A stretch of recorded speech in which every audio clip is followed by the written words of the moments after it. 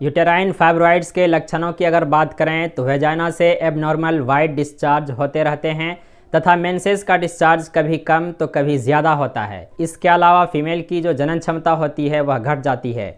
Mains के दौरान ज़्यादा ब्लीडिंग होने की वजह से खून की कमी भी हो सकती है तथा उसमें एडिमा की वजह से लिम्फ तथा ब्लड के सर्कुलेशन में बाधा उत्पन्न हो जाती है।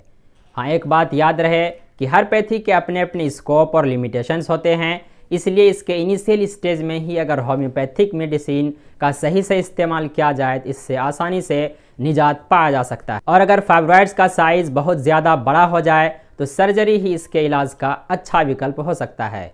तो चलिए अब कुछ महत्वपूर्ण होम्योपैथिक मेडिसिन के बारे में बात कर लेते हैं जिसका ट्यूमर के शुरुआती अवस्था में प्रॉपर ट्रीटमेंट लेने से यूटेराइन फाइब्रॉइड से निजात पाया जा सकता है। दोस्तों, सिकल कोर को 30 पोटेंसी में दिन में 3 बार इस्तेमाल करने से इससे अच्छे रिजल्ट हासिल किए जा सकते हैं।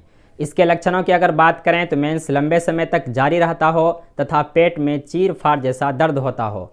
वेजाना से जो वाइट डिस्चार्ज निकले वह बहुत ज़्यादा बदबूदार हो।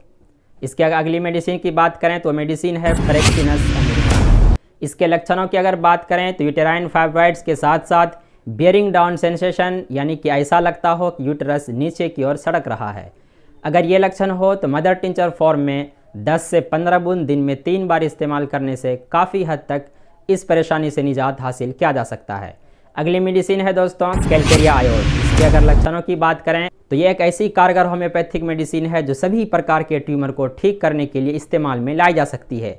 इसके अलावा अगर मरीजों को यूटेराइन फाइब्रॉइड्स के साथ साथ जब मेंसेस आते हों तथा उस दौरान गले की ग्रंथियां सूज जाती हों, अगर ये सभी लक्षण आ रहे हों तो कैलकेरिया आयोड को 3x पोटेंसी में इस्तेमाल करना आपको फ़ायदा पहुंचा सकती है। अगली मेडिसिन है थूजा ऑक्सीडेंटल। अगर इसके लक्षणों की बात करें तो जिस तरह से फूलगोभी होता है उसी के शक्ल के इसके फाइब्रॉइड्स यानी कि ट्यूमर होते हैं तथा पेनफुल इंटरकोर्स भी थूजा का एक खास लक्षण है।